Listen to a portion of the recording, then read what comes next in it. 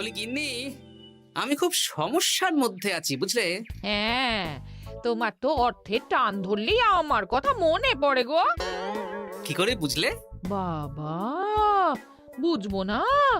এতদিন ধরে তোমার সাথে সংসার করছি, তাও বুঝবো না? আমি কি আজকাল আর তোমার কাছে চাই বলো?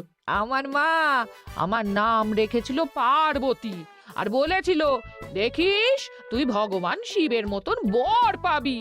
তোমাকে পেয়েছি, কিন্তু সাথে পেয়েছি অভাব। হ্যাঁ, সে যতই অভাব হোক, মন্ত্রী মশাইয়ের মতো স্বভাব তো নষ্ট করিনি গিন্নি।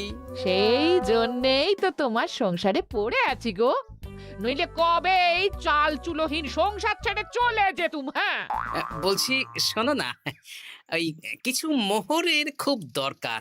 এবার মন্দিরে শিবরাত্রির পুজো হবে, কিন্তু মহারাজ তেমন খরচ করতে পারবেন না। তাই তাই কি?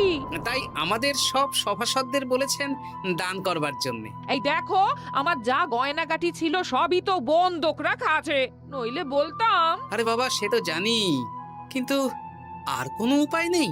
কি বলি বলো তো? দেখি কি করা যায়। আরে বাবা রে বাবা, এত চিন্তা ভাবনা না করে বাবা মহাদেবের ওপর ভরসা রাখো গো, উনি কোনো একটা পথ দেখাবেন। দেখো, দেখা যাক গিন্নি, উনি এখন আমার আশা ভরসা।